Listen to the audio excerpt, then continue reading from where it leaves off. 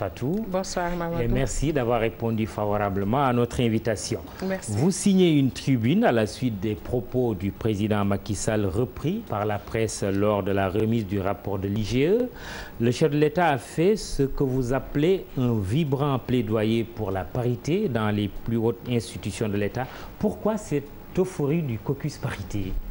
Oui, c'est venu à un moment très exceptionnel pour nous parce que justement le vendredi nous étions au laboratoire Jean Ralifan avec les jeunes générations de tous partis politiques confondus pour discuter sur la suite à donner. Et on sentait de l'inquiétude dans l'expression de ces jeunes. On sentait qu'elle ne sentait plus le soutien des autres. Et alors le lendemain, quand dans la presse cette déclaration du président sort, c'est Nafissatou Wade, une des membres qui a commencé par sonner l'alerte. Et les coups de fil n'ont cessé de passer, les téléphones, les SMS et les mails. Et je me suis dit qu'il fallait partager cela avec l'ensemble des Sénégalais. C'est important parce que, comme je dis, c'est un combat de plusieurs générations de femmes et il n'est pas question de l'arrêter en ce moment. Mais les jeunes générations ont besoin de sentir un soutien. Et c'est comme ça que nous avons pris la réaction du chef de l'État en disant que là, elles vont trouver maintenant un interlocuteur qui est sensible, en tout cas qui comprend quels sont les enjeux. Et c'est d'autant plus intéressant qu'il n'a subi aucune pression pour le faire, ce qui signifie pour nous un processus de maturation d'un chef d'État qui comprend quels sont les enjeux, pas simplement du Sénégal, mais dans le monde. Il revient du sommet de l'Union africaine, où c'est l'inclusion financière dans le secteur de l'agriculture pour les femmes qui a été le sujet essentiel, où la question de la femme a été débattue en long et en large. Je crois qu'il a senti que c'était important de le faire et qu'il le fasse maintenant dans les hautes institutions, parce que ce qu'il est en train de poser, ce n'est pas une obligation de la loi. Oui. Parce que la loi ne concerne que les aspects politiques. Mais la loi, c'est un esprit qui doit pousser les autorités et les dirigeants à aller plus loin que possible dans la transformation globale de la société. Et qu'ils s'intéressent, qu'ils interpellent une institution comme l'IGE, c'est un symbole. Oui. Mais en disant qu'il n'y avait qu'une seule femme au sein de l'IGE. Que ça a attiré son attention et qu'il l'ait exprimé au plus haut sommet. Pour nous, c'était le soutien qu'on attendait, c'était la relance qu'on attendait. Mais justement, en même temps, est-ce que vous n'aviez pas commencé à regretter Wade, sous le régime duquel la loi parité absolue homme-femme a été votée quand même? La loi a été votée sous Wade, mais je dirais qu'il ne faut jamais oublier que c'est un combat de plusieurs générations de femmes qui commence avec Soukeyna Konaré et Ndata Yalla Fall en 1945.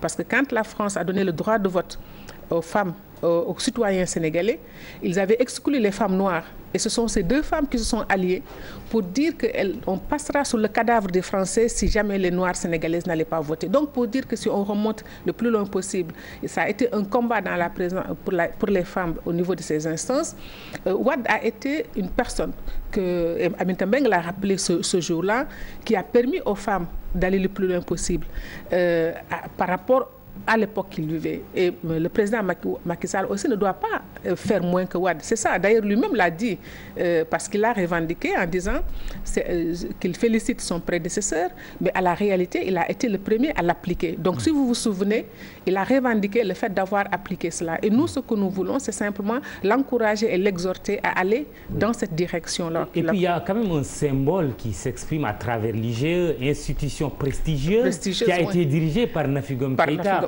aujourd'hui patronne de l'OFNAC. Absolument. Et qui se retrouve finalement avec une seule dame. Avec une seule dame. Et lui-même le dit, ce qui nous intéresse davantage dans sa déclaration, c'est que lui-même souligne que ce n'est pas les compétences qui manquent. Et en même temps, il a sorti une chose intéressante en disant qu'il y a la notion de renforcement de capacité. Ça veut dire qu'il est en train de dire là, au cas où il y aurait peut-être un déficit, il va falloir aussi songer au renforcement des capacités des femmes pour qu'elles puissent occuper les mêmes stations que les hommes dans la République. Alors, vous reprenez le chef de l'État un peu dans son thème qui lui est cher, le plan Sénégal émergent, et votre conviction, c'est que le Sénégal ne peut pas émerger en laissant en rade une moitié de ses ressources humaines. Mais c'est une évidence, c'est une évidence. Quand on voit des pays comme la Chine aujourd'hui, les indicateurs, on n'aura pas le temps de tout le dire, mais il y a des études qui ont montré que les progrès au niveau de la santé, aujourd'hui l'électronique, c'est les femmes qui le font. en Chine. Donc il y a le renforcement des capacités, la qualification des femmes, crée de la richesse, crée de la valeur ajoutée. Or, le Sénégal ne peut pas, à moins que peut-être qu'en attendant que notre pétrole soit exploité, et ce ne sera pas d'ici moins de 5 ans, incontournablement, on ne peut pas le faire sans cela. Et à Johannesburg, on l'a dit, la question de la souveraineté alimentaire, elle n'est pas possible sans les femmes qui constituent 70 à 80% de la main-d'œuvre dans ce secteur-là. Donc, c'est parce que les femmes sont faiblement productives que nous avons un niveau de production assez faible. Parce que nous ne sommes pas autosuffisants. Autosuffisants, parce qu'elles ont les outils les plus rudimentaires. D'ailleurs, en Afrique du Sud, on a enterré là-haut pour dire qu'il faut qu'on aille vers les machines modernes. Et d'ailleurs, je crois que c'est ça aussi le sens du Sénégal émergent en pensant au domaine agricole, en pensant à l'aquaculture, c'est la mécanisation et la modernisation. Donc, si vous ne modernisez pas les activités de ces femmes, si vous ne leur donnez pas les équipements alors qu'elles sont 70 à 80% de la main-d'œuvre, vous comprenez que c'est évident qu'on ne pourra pas atteindre les taux de croissance estimés.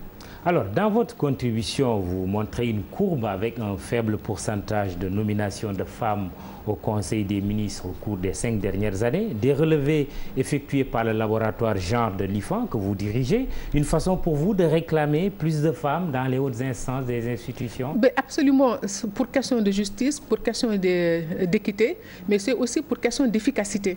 D'ailleurs, c'est votre leader qui disait dans le spot que nous avions sorti à l'époque que lui, il est d'accord parce qu'il est convaincu que si on met les femmes, il y aura plus d'efficacité. C'est une question de justice.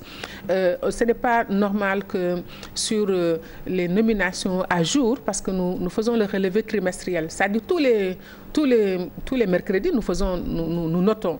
Et à la fin du trimestre, nous essayons de faire l'agrégation pour voir est-ce qu'il y a une évolution ou pas. Donc, il y a eu une courbe d'évolution et ensuite, il y a une courbe descendante et qui reprend. Aujourd'hui, il est en train de reprendre parce que le président, sous son magistère, on est tombé à 8% et maintenant, on est en train de remonter vers 14%. C'est pourquoi il faut continuer à encourager. À quoi cela est dû? Il y a un manque de confiance à l'endroit des femmes? Nous en avons parlé au chef de l'État. Et en fait, ce n'était pas lui qui propose les femmes. C'est pourquoi j'ai dit qu'il les exhorte, parce que ce sont les ministres qui proposent les personnes à nommer à des postes. Oui, mais il peut mettre son veto. Hein? Voilà, il peut mettre, non, mais il peut mettre son veto, mais c'est en tout cas inciter tous les gens qui sont à la tête de ces structures, de ces hautes institutions de l'État, de réfléchir un petit peu, c'est-à-dire d'intégrer cette mixité, parce que la mixité, elle est extrêmement importante pour n'importe quelle société. Vous ajoutez dans votre texte, que j'ai quand même parcouru un peu, que l'expertise sénégalaise en matière de genre a aidé le Rwanda à asseoir sa politique de promotion. Notre pays, dites-vous, est devenu le lieu de pèlerinage de beaucoup de pays qui viennent s'inspirer de son modèle sur la parité. N'est-ce pas là un paradoxe très sénégalais? C'est absolument le paradoxe. Donc les Sénégalais, c'est les cerveaux sénégalais qui en fait aident l'Afrique. Partout où vous parlez, bon c'est vrai, je travaille énormément en Afrique centrale. Il est arrivé un moment où la RDC, ce n'était que l'expertise sénégalaise qui était là-bas en train de construire ce pays comme d'autres. Et c'est vrai, vous avez vu, beaucoup de pays sont venus ici, dont le voisin ivoirien, sont venus ici au Parlement, à l'Assemblée nationale, pour s'inspirer de l'expérience sénégalaise. Et comme dit Aïda Mbodj, c'est elle qui utilise le concept de diplomatie de la parité. Notre pays boude ce plaisir. Ouais. Alors on court derrière ces pays et parfois, après les avoir fournis. Parce que voilà, c'est l'expertise sénégalaise qui a quand même aidé le Rwanda au départ. C'était un pays, ceux qui avaient pris le pouvoir étaient dans le maquis. Donc quand ils arrivaient, ils n'avaient pas toutes les compétences et l'expertise nécessaires. Il a fallu que les institutions internationales les aident en mettant à leur disposition des ressources humaines. Et les Sénégalais ont eu quand même à contribuer énormément pour la construction de ces pays-là. Alors Fatou, aujourd'hui il y a cette dernière sortie du président Macky Sall à propos de l'IGE, mais il y a quelques mois, lors des locales de 2014, le débat a été dominé par la fameuse liste de Touba. Comment vous jugez-vous ces deux situations assez paradoxales, assez contradictoires? Bon, la liste de Touba, à l'époque, j'avais dit, comme sociologue, nous utilisons la notion de majorité tardive. quand vous arrivez à des innovations, il y a forcément des résistances. Cela a été le cas quand le président Senghor a voulu introduire la cuisine au gaz. Les Sénégalais ont dit non, le thieboudienne ne peut se faire qu'avec du feu de bois ou avec le charbon. Mais aujourd'hui, quelle est la Sénégalaise qui voudrait retourner au charbon quand elle a son gaz butane à côté d'elle? C'est exactement la même chose. Nous n'étions pas très inquiètes, à vrai dire, en tout cas moi, parce que je me suis dit sur 2700 listes, il n'y a eu qu'une seule liste qui n'a pas joué le jeu. Ça nous faisait 99,7% de taux de réussite. Donc nous travaillons avec les chiffres. Et donc pour nous, c'était assez important. Du point de vue maintenant de la symbolique, ça a été quelque chose un coup de massue effectivement pour les femmes. Et en comparant ces deux situations, oui, aujourd'hui, c'est comme une bouffée d'air que le chef de l'État vient de nous apporter. Ah oui, absolument, absolument, parce que c'est pourquoi j'ai dit qu'il fallait que je partage avec les Sénégalais cette euphorie de mes autres collègues, des autres membres de notre organisation qui l'ont senti, surtout les plus jeunes. C'est elles qui ont envoyé les coups de fil, qui nous ont dit, et puis voilà, il y avait une joie, c'était une joie, c'est une explosion de joie. D'ailleurs, ce même jour, elles avaient même décidé de dire, on avait demandé à Aminata Mbengue Ndiaye, d'ailleurs on lui a donné une injonction en lui disant au prochain Conseil des ministres, il faut que tu fasses passer notre message. Parce que ces jeunes-là doivent rencontrer le président de la République, ils ont besoin d'être soutenus. C'est comme s'ils nous avaient entendus en fait.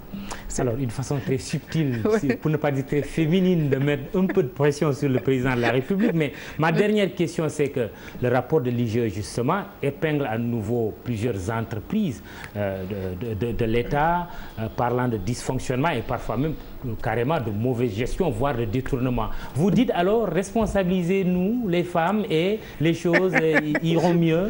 Bon, on a fait quand même il y a des études quand même. Ça ne veut pas dire que les femmes sont vertueuses, plus vertueuses que les hommes.